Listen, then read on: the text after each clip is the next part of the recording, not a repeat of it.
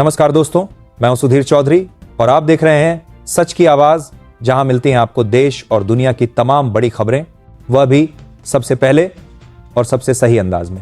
लेकिन उससे पहले आप हमें कमेंट बॉक्स में यह जरूर बताइए कि आप ये वीडियो कहां से देख रहे हैं। और हां दोस्तों, अगर आपने अब तक इस वीडियो को लाइक नहीं किया तो लाइक कीजिए और चैनल को सब्सक्राइब करना मत भूलिए, क्योंकि यहां मिलती है आपको इंपॉर्टेंट न्यूज जो सबसे जरूरी है। राजद नेता तेजस्वी यादव ने एनडीए के बिहार घोषणा पत्र संकल्प पत्र की आलोचना करते हुए कहा कि गठबंधन को सॉरी पत्र जारी करना चाहिए और बिहार के 14 करोड़ लोगों से माफी मांगनी चाहिए। एनडीए द्वारा शुक्रवार को अपना संकल्प पत्र जारी करने के बाद राजद नेता तेजस्वी यादव ने कहा, वे सब कुछ कॉपी करते हैं। वे कहते हैं कि वे 1 करोड़ नौकरियां देंगे। वे मुझसे पूछते हैं कि मैं नौकरियां कहां से पैदा करूंगा। उन्हें बताना चाहिए कि वे ऐसा कहां से करेंगे। नीतीश कुमार ने जनता के नाम एक वीडियो संदेश जारी किया, जिसमें उन्होंने कहा कि उन्हें बिहार को चलाने का मौका मिला था।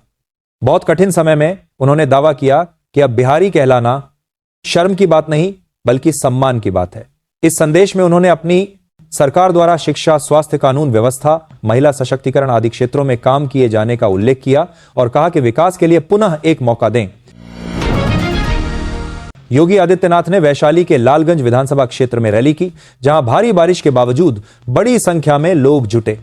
उन्होंने कहा कि यह जनता की लोकतांत्रिक प्रतिबद्धता को दर्शाता है। उन्होंने स्थानीय बीजेपी प्रत्याशी संजय कुमार सिंह के लिए वोट की अपील की। मौसम खराब होने के बावजूद रैली का आयोजन और भीड़ प्रतिक्रिया दोनों ही राजनीतिक रूप से महत्वपूर्ण मानी जा रही हैं। मोकामा विधानसभा क्षेत्र से संबंध रखने वाले अनंत सिंह को दुलारचंद यादव की हत्या के मामले में गिरफ्तार किया गया है। इस गिरफ्तारी से एनडीए को बिहार चुनाव में सियासी झटका लगा है और विपक्ष के लिए अवसर पैदा हुआ है। चुनाव आयोग ने इस मामले के बाद पटना जिले में कई वरिष्ठ अधिकारी सहायकों को बदलने की कार्रवाई की है। बढ़ते हैं अगली खबर में। मोदी ने अरड़ा में एक जनसभा में बिहार के युवाओं के लिए 1 करोड़ नौकरियों का वादा किया है। साथ ही उन्होंने जंगलराज वापस नहीं आने देंगे जैसे नारे दिए और विकास परक एजेंडा को प्रमुखता दी। बढ़ते हैं अगली खबर में। कांग्रेस नेता सचिन पायलट ने बिहार के मुख्यमंत्री नीतीश कुमार पर हमला बोलते हुए कहा कि उन्हें जनता से ज्यादा सत्ता प्यारी है। उन्होंने आरोप लगाया कि नीतीश कुमार भाजपा के सामने बेबस हो गए हैं और डबल इंजन सरकार विफल रही है। पायलट ने पीएम मोदी से बिहार के लिए किए गए वादे पूरे करने का सवाल भी किया और कहा कि सरकार बदलने से ही बिहार का विकास हो सकता है। बिहार विधानसभा चुनाव को लेकर सरगर्मियां तेज हो गई हैं। सभी पार्टियां वोटिंग से पहले अपनी पूरी ताकत झोंकने में लगी हुई हैं। आज गृह मंत्री अमित शाह, कांग्रेस अध्यक्ष खड़गे, यूपी के सीएम योगी आदित्यनाथ और पूर्व सीएम अखिलेश यादव की रैली है। इसके अलावा सभी पार्टियों के तमाम बड़े नेता बिहार में मौजूद हैं। सीएम योगी आदित्यनाथ ने कहा कि आज मिथिला की यह पावन धरती, जो मां भगवती जानकी की आत्मा कही जाती है, उन सभी रामद्रोही ताकतों को स्पष्ट संदेश दे रही है कि अब बिहार में राम राज्य का उदय होने जा रहा है। कांग्रेस ने सुप्रीम कोर्ट में हल्फनामा देकर कहा था कि भगवान राम हुए ही नहीं। यही कांग्रेस, यही आरजेडी और इनके साथी यूपी की समाजवादी पार्टी ने अयोध्या में राम भक्तों पर गोलियां चलवाई। सारण जिले में चुनाव से पहले जिलाधिकारी और एसएसपी ने मंडल कारा छपरा का निरीक्षण किया। सुरक्षा व्यवस्था, सीसीटीवी कैमरे और कैदियों की निगरानी का जायजा लिया गया। अधिकारियों ने चुनाव के दौरान सतर्क रहने और सुरक्षा में किसी भी तरह की ढिलाई न बरतने के निर्देश दिए। कुछ तकनीकी कमियों को दूर करने के भी निर्देश दिए गए। बढ़ते हैं अगली खबर में। समाजवादी पार्टी के नेता आजम खान ने बिहार में सुरक्षा व्यवस्था न होने के कारण वहां जाने में असमर्थता जताई है। उन्होंने बिहार में जंगलराज होने की बात कही और लोकतंत्र को बचाने की बात कही। उन्होंने कमजोर वर्गों और अल्पसंख्यकों से एकजुट रहने की अपील की ताकि उनकी ताकत बनी रहे। उन्होंने कहा कि देश को बचाने के लिए न्याय और इंसानियत जरूरी है। राजद नेता तेजस्वी यादव ने जगदीशपुर में चुनावी रैली को संबोधित करते हुए महागठबंधन सरकार बनने पर बाबू वीर कुंवर सिंह किला को पर्यटन स्थल बनाने का वादा किया। उन्होंने डिग्री कॉलेज, स्टेडियम बनवाने, हर घर में नौकरी देने और किसानों के लिए नई योजनाएं शुरू करने का भी आश्वासन दिया। तेजस्वी ने बिहार में रोजगार और विकास पर जोर दिया और प्रधानमंत्री मोदी पर तंज कसा।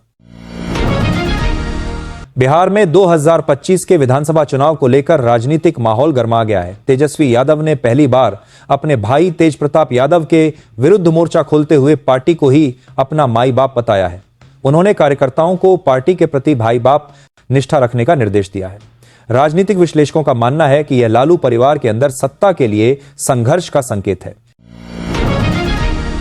पटना में प्रधानमंत्री नरेंद्र मोदी का रोड शो लोकसभा चुनाव से भी लंबा रहा, जिससे 14 विधानसभा सीटों को साधने का प्रयास किया गया। यह रोड शो दिनकर गोलंबर से उद्योग भवन तक हुआ, जिसमें भारी जनसमूह उमड़ा। सांस्कृतिक कार्यक्रमों और नारों के साथ माहौल उत्सवमय रहा। एनडीए ने इस रोड शो के माध्यम से शक्ति प्रदर्शन किया।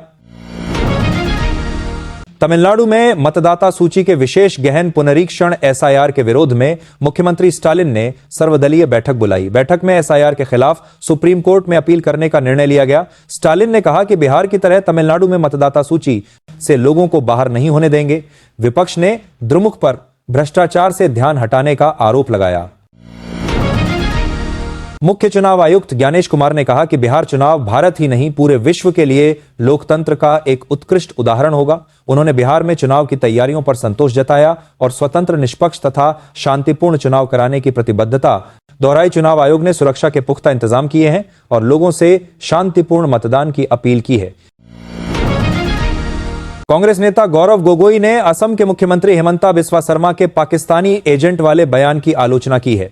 गोगोई ने कहा कि शर्मा मुख्यमंत्री पद के लायक नहीं है।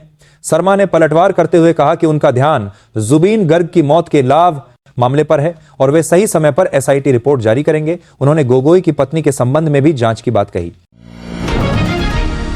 नेपाल के उत्तर पूर्वी इलाके में यालुंग री चोटी पर हुए हिमस्खलन में 7 लोगों की मौत हो गई और 4 घायल हो गए। शिखर के बेस कैंप में हुए इस हादसे में कई विदेशी पर्वतारोही चपेट में आए। मृतकों में विदेशी और नेपाली नागरिक शामिल हैं। 4 लोग अभी भी लापता हैं, जिनकी तलाश जारी है। यालुंग री रोलवालिंग घाटी में स्थित है। उत्तर भारत में सर्दी की शुरुआत हो चुकी है। हिमालयी क्षेत्र में पश्चिमी विक्षोभ और बंगाल की खाड़ी में बने निम्न दबाव के कारण मौसम में बदलाव आएगा। पहाड़ों पर बर्फबारी और मैदानी इलाकों में बारिश से तापमान गिरेगा। दिल्ली एनसीआर में भी बारिश के साथ तापमान में गिरावट दर्ज की जाएगी, जिससे ठंड बढ़ेगी। पूर्वी उत्तर प्रदेश और बिहार में भी ठंड की शुरुआत हो चुकी है। पाकिस्तान अपनी सीमा रक्षा को लेकर चिंतित है, क्योंकि अब उसे 3 मोर्चे की चुनौतियों का सामना करना पड़ सकता है। पूर्वी मोर्चे भारत के साथ, पश्चिमी मोर्चे अफगानिस्तान के साथ तथा अंदरूनी मोर्चे बलूचिस्तान, खैबर पख्तूनख्वा में। मल्लिकार्जुन खड़गे ने कहा कि नीतीश कुमार ने महिलाओं को 10,000 रुपये देने का विचार वोट बैंक के तहत किया है। उन्होंने कहा कि 20 साल में यह विचार नहीं आया, अब चुनावों से पहले आया। बिहार विधानसभा चुनाव 2025 में आरोप प्रत्यारोप का दौर शुरू है। वैशाली में तेज प्रताप यादव ने आरजेडी पर बड़ा हमला बोला है। उन्होंने महुआ की जनता को अपना परिवार बताया। उन्होंने जनता से रीना चौधरी को जिताने की अपील की। फिल्लौर में राजस्थान पुलिस और एसटीएफ ने छापा मारकर सरकारी योजनाओं में सेंध लगाने वाले गिरोह का पर्दाफाश किया। जालंधर से जुड़े इस गिरोह ने साइबर ठगी से करोड़ों रुपए निकाले। पीएम किसान सम्मान निधि के लाभार्थियों का डेटा बरामद हुआ है। गिरोह के कई सदस्य फरार हैं, जिनकी सूचना देने पर इनाम की घोषणा की गई है।